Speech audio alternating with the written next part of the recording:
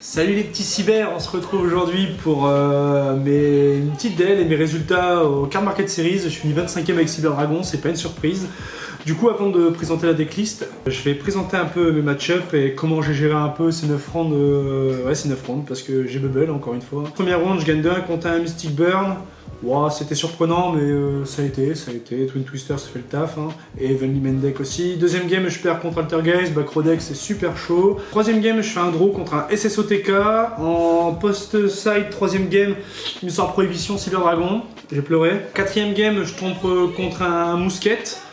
Je lui mets 2-0 en un quart d'heure. Cinquième game, je compte contre un Dino. Je joue lancé sur ses games, il bouge pas. Sixième game, je fais une draw contre un Odd Beast. C'est dommage parce que j'avais la game sur la fin et le temps est contre nous malheureusement. Et là, mes 3 dernières games, je joue contre Spiral. J'avais jamais fait le match-up sur CyberD. Je gagne la game 2-1 sur le Spiral. C'était pas évident, mais je l'ai OTK comme un grand, vu que Appaloosa je connais pas. Cyber Dragon, tu fais quoi? Rien, je le vole.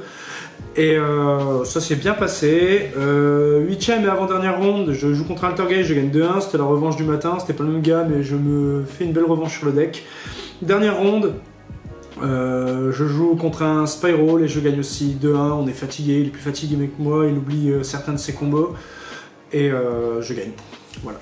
Alors l'ADL, le plus intéressant quand même. 3 Cyber Dragons, c'est un ratio somme toute classique. Spé Cyber Dragon, tu fais quoi? Tu fais rien. Je vole ta ligne, ta zone extra. Malheureusement, la MR5 va le rendre un peu moins fort, mais c'est pas grave. Là, il a fait son taf, on l'aime. Je connais pas Appaloosa. Ensuite, 3 noyaux, forcément. Le noyau du deck, le tutorisateur va chercher toute la MP cyber. Et quand il est au cimetière, on peut le bannir pour spé n'importe quel monstre Cyber Dragon du deck. Du coup, forcément, c'est fort. Hertz par 3 aussi. Forcément, quand il touche le cimetière, on va remonter un Cyber D du cimetière ou un Cyber Dragon, le classique, du deck à la main. Du coup, ça nous permet de faire des free infinis avec free nova infini du moins avec Soldat Galactique. Ensuite, je joue que 2 Nashters parce que Nashter, ça se joue pas à 3, ça se joue à 2 étant donné que si on commence sur la première game et qu'on n'a pas un gros cimetière, elle est un peu inutile, elle sert de cible à machine dupe, mais en soi ça ira pas plus loin. Du coup, je la joue par 2, comme elle permet de reborn quand même tous les monstres machines qui ont 2100 attaque def au cimetière, c'est intéressant, et la condition où on ne peut invoquer que des machines, c'est pas vraiment dérangeant.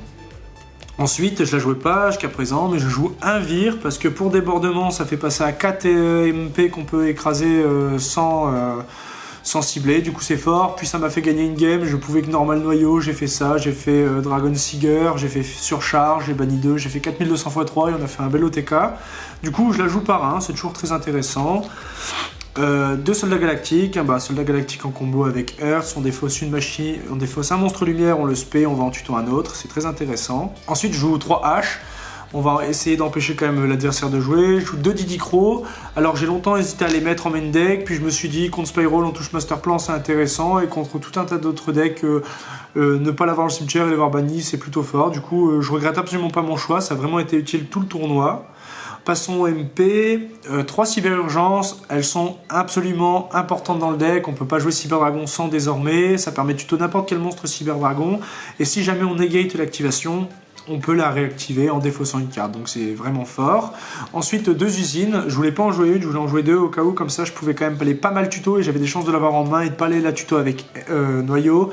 Du coup, premier effet, on va chercher un monstre machine lumière du deck à la main si on a entre 1 et 2 Cyber Dragon au cimetière, et si on en a 3, on résout les 2 effets dans l'ordre. J'avoue ne pas résoudre souvent l'effet, on en renvoie un dans le deck, mais ça peut quand même servir pour faire 2 fois machine du pli dans le tour si on l'a 2 fois en main, ça peut être super intéressant. Je joue un Cyber F System, mon storyboard des Cyber Dragons sans cibler, c'est fort. Je joue une fusion cyber chargement parce que une fois qu'on a fait une fusion sur charge, on peut réutiliser tout le monde pour refaire une fusion et frapper qu'avec elle. C'est pas vraiment dérangeant vu qu'avec Seeger et Carnage on peut faire 4200 x 3, du coup c'est assez intéressant. 2 fusions sur charge justement pour aller faire les fusions et chercher les OTK. Très bon ratio 2, ça brique pas tant que ça. Monster Reborn, on va toujours extend, toujours faire plus et toujours plus tuer l'adversaire. Ensuite 3 machines dupli, c'est un peu la win condition du deck, on joue machine dupe sur noyau, Nashter ou Hertz, on invoque 2 Cyber D et c'est la base de tous nos combos, très fort. Un foolish, ça permet de stacker en cimetière, faire une usine ou aller chercher, préparer un noyau pour spé, ça peut être super intéressant. et c'est joué. Ensuite, piège, je joue 2 débordements cybernétiques. Elle permet de péter jusqu'à 4 sans cibler, elle a l'effet de noyau si elle est détruite. Donc bah forcément, contre les backrow decks, quand on joue contre Altergeist, on va chercher à commencer premier, aller la tuto vu qu'elle est tutorisable avec noyau, il pose son board, on pète son board et on le tue derrière, c'est assez facile. On joue 2 infinis éphémères, toujours dans le sens où on veut essayer de contrôler un peu le board adverse et l'empêcher de se setup, et ça c'est intéressant. Et ensuite la carte que j'ai main deck et qui m'a vraiment valu nombreuses victoires, Evenly Match, forcément. Au tournoi, je savais qu'on allait croiser beaucoup de decks qui allaient chercher à commencer premier, comme Spiral, Altergeist, Hero encore. Du coup, je me suis dit, je vais faire un blend second débile et on va juste essayer de remonter les boards et de les tuer. Ça a beaucoup marché, notamment sur les Spiral qui ont pas mal mangé Evenly et avec quoi je m'en suis sorti. Donc voilà, DLA 40 pour le main deck. C'était très efficace. J'ai brick peut-être une fois dans le tournoi. C'était... Pour le coup, je suis assez content de la decklist, elle a vraiment bien tourné, vraiment bien fait son taf. Ensuite, l'extra deck. Un Mirage, parce qu'avec Noyau, ça fait le combo pour infini si on a ce qu'il faut en main. Ensuite, je joue un Seeger, parce que Seeger, c'est forcément la carte Cyber Dragon Link préférée. Ça, c'est elle qui permet de passer Carnage à 4200 x 3 et faire les OTK. Ensuite, je joue un Gadget Platine, bah, c'est toujours bien, dans le sens où si on a un acheteur en main qu'on a déjà fait de normal, on le spé, on respect quelqu'un, et ça permet de faire un Seeger et un Carnage, ça fait des gros OTK. Ensuite, je joue Phoenix parce que on en a marre des Arcane B1, on en a marre des petites backrows qui traînent et qui font perdre le deck facilement. Du coup, c'est toujours très intéressant. Et ensuite, alors j'ai joué Abomination désenchaînée. Alors j'avais une place, je savais pas quoi mettre, je me suis dit cool, on va tenter cette Link 4, j'ai sorti une fois, j'ai cassé 2, ça a fait la game, mais franchement je la rejouerai pas, mais on va dire que sur le tournoi c'était super, enfin la personne à qui j'ai sorti cette carte elle était assez surprise, et rien que pour ça c'était rigolo. Ensuite elle est X6, toujours le même ratio, 2 Nova, 2 Infini, plus besoin d'expliquer les effets, et celle-là c'est marrant, généralement on est à 5, s'il décide de faire Nibiru, on aura la fusion, on va jeter 2, on va essayer de refaire un board, et s'il fait pas Nibiru, il y a Infini, il peut faire Nibiru, on le negate. Et c'est arrivé que quelqu'un me fasse Nibiru quand j'avais posé Infini, il a vite été déçu de savoir que ça s'est fait negate. Ensuite, un Pléiade, si je commence premier, je vais toujours essayer de contrôler un maximum l'adversaire, du coup Bounce 1, c'est toujours très intéressant dans les 2 tours. Ensuite, la meilleure carte du jeu, pour Cyber Dragon, Mega Fleet, on vole la zone extra, le mec ne peut rien dire, c'est une condition d'invocation, il a que ses yeux pour pleurer, comme je disais à Poulouzard, on connaît pas beaucoup nous les joueurs de Cyber D. Ensuite je joue une Technochimère peut voler les machines adverses vu que c'est sur le terrain et pas que notre terrain, du coup si on joue contre Orcus ou quelque chose dans le genre, même si j'en ai pas croisé, qu'il n'y en avait pas beaucoup, on vole son board, on fait une Technochimère à 6000-7000, on tape, ça reste dans l'esprit de l'OTK. Et pour terminer, je joue 2 Carnage, on veut faire les fusions, on veut faire les OTK à 4200, ces 2 effets sont super intéressants. Premier effet, quand il est invoqué, on pète un nombre de MP équivalent au nombre de monstres qu'on a utilisé pour son invocation fusion. Et deuxième effet, on jette 2 monstres au cimetière, on tape 2 fois de plus. Voilà. Et du coup, le side, un side assez classique concernant le format.